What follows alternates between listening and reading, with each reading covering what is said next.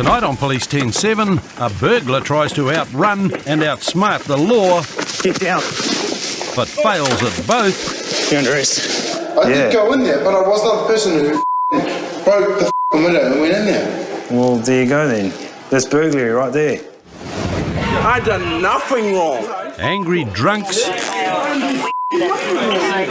Random brawls. I got respect in the head for nothing. And criminals make a run for it Stop there. Stop there, mate. when the streets of New Plymouth erupt into mayhem. And then it's fast cars, What's in your pockets? handguns Just a pocket. and drugs Cannabis plant material? for this 11-year-old wannabe gangster. Yeah, which direction did it smell to Campton, do you know? Northbound towards the shops from View and Mount Eden. The Saturday afternoon shift in Auckland starts off quietly enough, but all that's about to change when reports of a burglary come in. I've just got called to a possible car knock as to Camp, just down the road from where we just are, so we're just going to go and quickly check it out so we can find the offender. It's got a male Caucasian white singlet with a number on it. Get out. Avondale constables Sean Grogan and John Belt arrive in time to see a man fitting the offender's description make a run for it down a driveway. Get down. You're under arrest. Get down. Get down. I'm going to ask you to get up slowly. You're going to stand up. I don't want it. What? I don't want it. You know what? I don't really care. No, I do. Get up. Do you live here? No. Is this... No. So you know the people that live here? I'll take that as a no. You're under arrest for unlawfully on property. You have the right to refrain from making any statement to remain silent. With his fate sealed, Ernie starts a performance that's going to test police patience. Lawyer, do you understand those rights? No. Well, that's a shame for someone else. No, you just haven't got to go, man. I was listening. Well, I just told them to you. I didn't hear. Well, you can speak to a lawyer. You're under arrest. All right? Tell me the rights of my game, mate. I No. can't hear you. Don't. Oh, no, I'll get up. I'll get up. Stand up. Stop Are you going to pulling get on up? me, mate. I'll Are you going to get up? Stop pulling or get up. Hurry up. Okay? Stand up. Now pull your pants up. Yep. Now what the hell have you done to your arm? I don't know. You don't know. Well, I'll tell you what, you can put your hands behind your back now. Oh, you've got blood on me. What diseases do you have? Wait till you get the selection has. Sweet. Are you going to tell me whether you've got any diseases that I should know about? Do you have any hepatitis, Hep C, Hep B, AIDS? Only AIDS and, No. What a funny guy. What a funny guy. Because all I find out that you do, and you're being a dick about it, I'm not going to be very happy. Is there any cuts on his arm? Stand up. Stand up. Stand up. Otherwise I'm going to drag you and you're going to get cut even more. I'd stand up if I was you. As Ernie miraculously recovers from his fainting spell, he decides his predicament is everybody's fault but his own. Stop pulling my arm, mate. Hurry up. However, an inspection of the damage he caused tells a different story. This person has gone into an address, tried to break into a car, and he's then tried to break into another building, and a security guard has been chasing him, and then that's when we've seen him running across the road. What did you actually see? I just saw him running because I looked through this little window here because I heard some noise. Got some blood on the... So I actually ran straight across the fence. Yeah.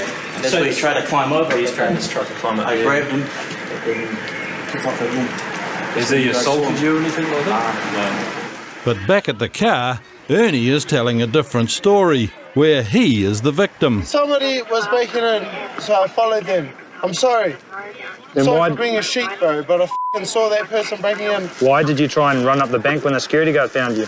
I didn't even see the security. I just ran up the bank from my cell phone. Why? I just wanted to run that way. If you weren't doing anything wrong, then why would you run up the bank? I wasn't, bro. Tell you what, I ran up the bank on my own free will. I did not know that there was security or police going after me. What were you trying to take from the building? Nothing. Nothing. So Did what? you see me run out with anything? Well, doesn't necessarily mean you weren't trying to take anything. Then I didn't take anything. Just means you weren't quick enough to get anything before you got caught. Ernie can't explain his way out of the situation, so he tries to get off on a technicality. I did not break and enter. I was an accessory to a burglary. Probably put up 10-7 on Mahu Road. Doesn't matter if you broke into the place. You entered the place without lawful authority. It means you're just as bad as the mate that broke the window. At the station, police discover Ernie's injuries are smaller than they first appeared, but his criminal activities are not. Anything in the wallet that doesn't belong to you? Yes. Like what? Those 2 cards you're holding? Whose are they? I got given to got given them to me By whom? by a person I know. What's that person's name? This will be from the collaboration. Even as the evidence against him continues to mount, Ernie still struggles to understand why he's facing any charges. I made my own choice to go in there. Yeah. And I was not the person who broke. But it doesn't. I was not the person that broke into that place to steal anything. I don't think you quite understand. It doesn't matter. It doesn't matter who broke in. I didn't leave with anything. It doesn't matter. You went in there. I did. I did go in there, but I was not the person who broke the window and went in there. Well, there you go then. There's burglary right there. I didn't steal anything. Doesn't matter. You don't have to. It's not your fault that you're not quick enough. Well, it kind of is actually. I do not want to be these things on here. Ernie was found guilty on burglary, theft ex car and receiving stolen property charges, and was sentenced to a year's intensive supervision. G'day, officers. Saturday is party night in New Plymouth, and Constables Daniel Coomey and Chris Ander are keeping an eye on things in the city's cultural heartland. You guys are pissed away. I am. Yeah. I don't mean to be smart as Chris. Is it really can? It's a Coca-Cola can. Hey, no, give me the can here. You've been drinking from that, eh? The passenger, Ruben, is honest about being intoxicated, but Daniel still needs to make sure they comply with the liquor ban. Pass those bourbons out here, thanks. Yeah, Cole's got 42 K's and an I. Middle name I've spelled. What do you normally give? That's all this. Go stand over there, thanks. Yeah, judging by that, sounds like he's been quite honest tonight. Thank you. Go grab those cans, chuck them all in the box and put them in the rubbish, thanks. Holy Lucky that we need any food.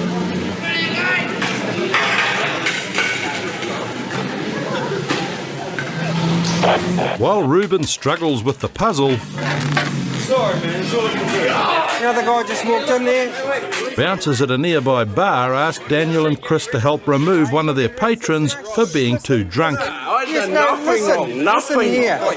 I done nothing wrong. Listen here. What? I done nothing wrong. What have I done wrong? Be quiet. But Marcus is too far gone to make sense of things and soon talks his way into being arrested. The reason you've been put out here, okay, is because you're too intoxicated to be in there. No, I'm not. You are. No, I'm not. Yes, you are. No, I'm not. Well, I get f***ing stamped. I've got a stamp. I don't care. You're too intoxicated to be in there, okay? Yeah, no, but you got to match it. Go stop. Listen. Hey, look, you're under arrest, mate. You're under arrest. Come here. You're under arrest for disorderly behaviour. What did I do? I didn't do nothing wrong. You swear in and What carry on. wrong? That's members of the public. Nothing wrong, man. You did so. You've been told to calm down. Yeah. Look here. Anticipating a night in the cells, Marcus goes out of his way to befriend some of the other prisoners. You piece of shit. A little homo. You come out here, you motherfucker. We'll see who's boss. And you too, boy. No shit, bro. If I could be in there, I would be. And when they seem reluctant to strike up a friendship, Marcus goes on a charm offensive, But you're shit. OPZ, you piece of shit. with a suggestion for how they might get better acquainted. Get on your knees, motherfucker. Suck my f***ing dick, boy. Faggot. Thanks, Busy. Can you just ask us questions? You're lucky, boy. I'll break your f***ing head, boy. Running out, so I need to know about your health or wealth. No, sweet ass, I'm normal ass. Satisfied with Marcus's explanation that he's normal, police give him a place to calm down for a while. Am I going to be here for a while? Oh, a couple of hours. Right. Buster's going to worry about me. And that frees Daniel and Chris to return to the streets. Despite losing their liquor, Ruben and his mates have continued to party.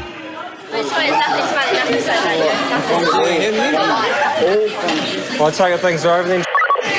Over. Hey, with you too. Wasn't it your girlfriend? Was. You can have her if you want. Oh, no, bro. But police are interrupted by Philly, one of their regular troublemakers. Don't be silly.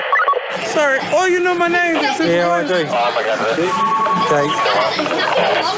Take off, eh? Please, this is a west side. I don't know. While these party girls want some police attention, Daniel and Chris soon spot someone who doesn't.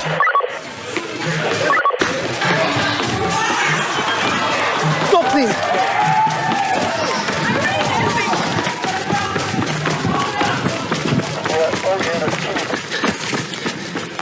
Les makes a courageous dash for freedom, but not a clever one. He's running straight towards a police van. Stop there, mate! Stop there! You know you've got a warrant, obviously, eh?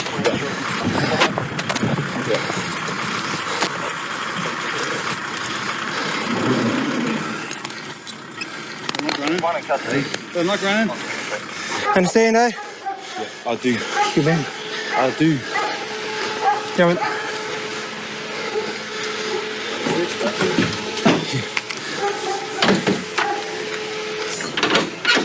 What do you ask me for? Eh? Because you're warrant.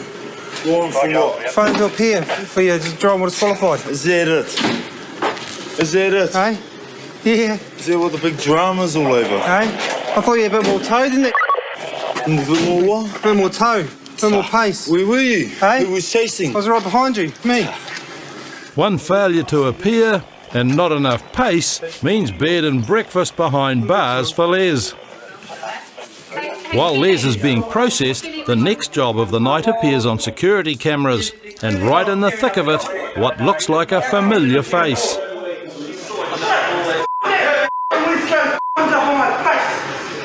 And in round two, a knockout.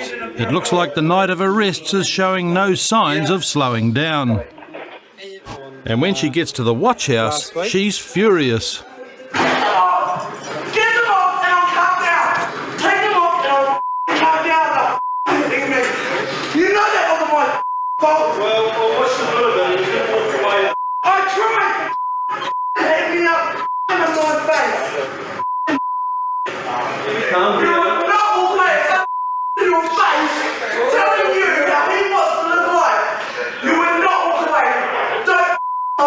Do you want to tell me what he said, or do you want to keep yelling at me? I don't want to yell at you. I just want to tell you.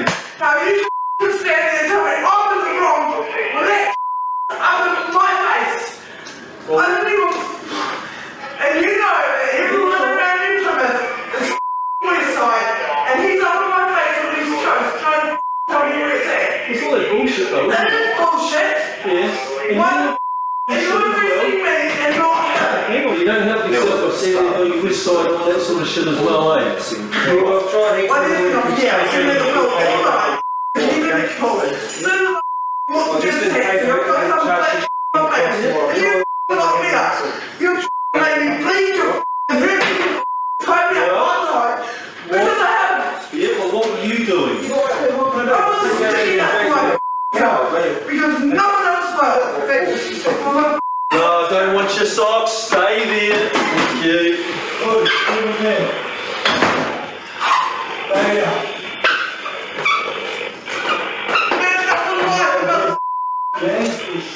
Now that Marcus has managed to calm down, he's found an excuse for his behaviour.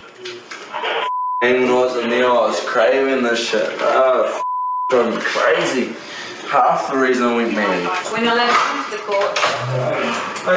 We're going to the cell now, okay? You're going to be smart, mate. Come on, straight down there. Give him shit, bro. Give him shit. We're straight down on right down the end on the. Okay, beautiful. Police tuck Philly in for the night, and she thanks them the best way she knows how. Marcus signed a guilty chit and was fined $75 for disorderly behaviour. Les remained in custody to make sure he didn't miss his next court appearance. Philly was convicted of disorderly behaviour and resisting police. She received 60 hours of community work. Police also arrested this woman for her part in the street brawl. She pleaded guilty to fighting and received a $150 fine.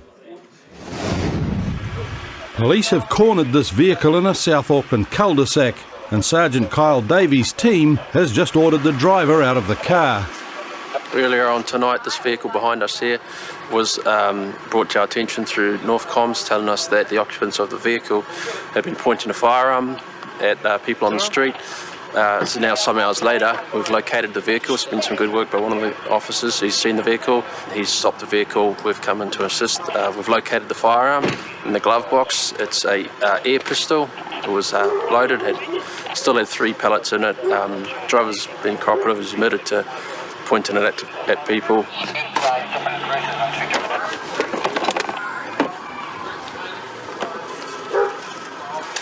In addition to finding a pistol, the vehicle search turns up plenty of evidence of cannabis. Constable Don Tofa searches the passenger, the driver's 11-year-old nephew, Robert. Empty your pockets. Empty your pockets. Lift your hands up. Yep. Put your hand up against the wall here. Put your hand up against the wall here. Yeah, put your hands up against the wall. Yeah, don't look at me. Put your hands up against the wall, look the other way. Put the hands up against the fence, the wall.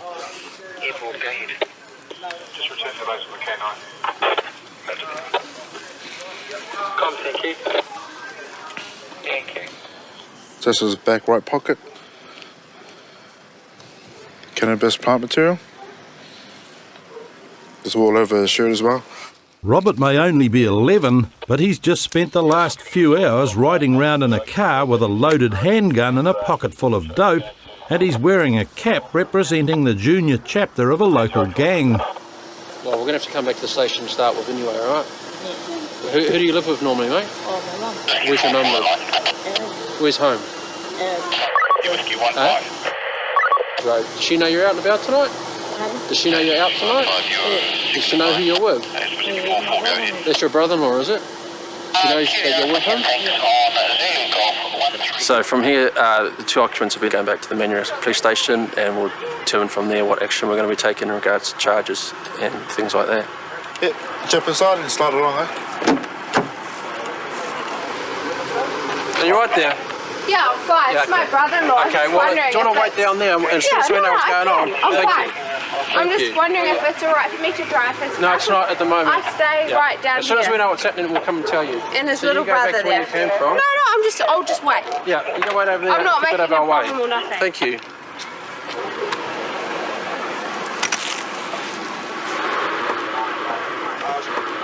While another unit deals with the driver, Jack, Don tries to work out where the boy's parents are and if they know what he's been up to tonight. And will Mum will still be up there this time? Yeah? You don't know? Just looking after my nephews. My dad's got to work soon. What were you doing up at this time then? Oh, just going back to my sister. To your sister? Yeah. Where does your sister stay? Oh, no, she's at the motel. Where were you tonight then? Oh, I was at my house and then my brother-in-law picked me up.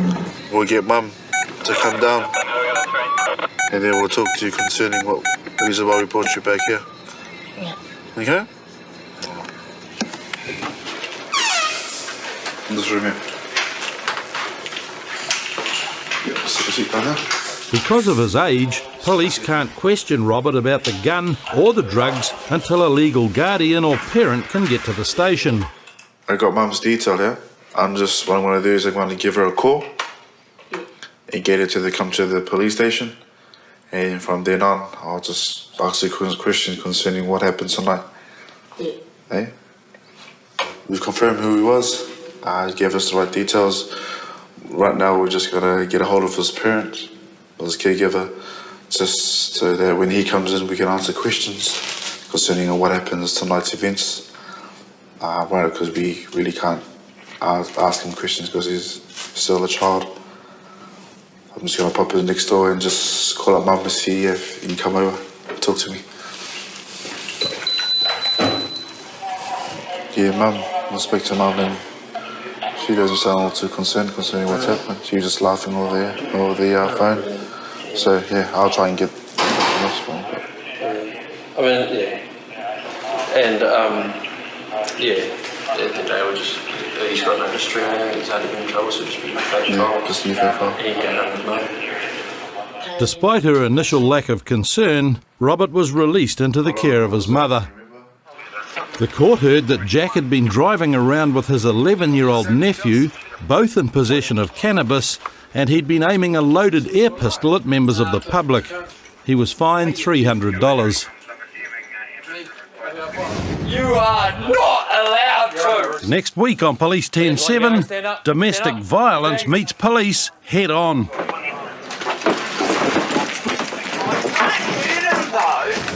Evening.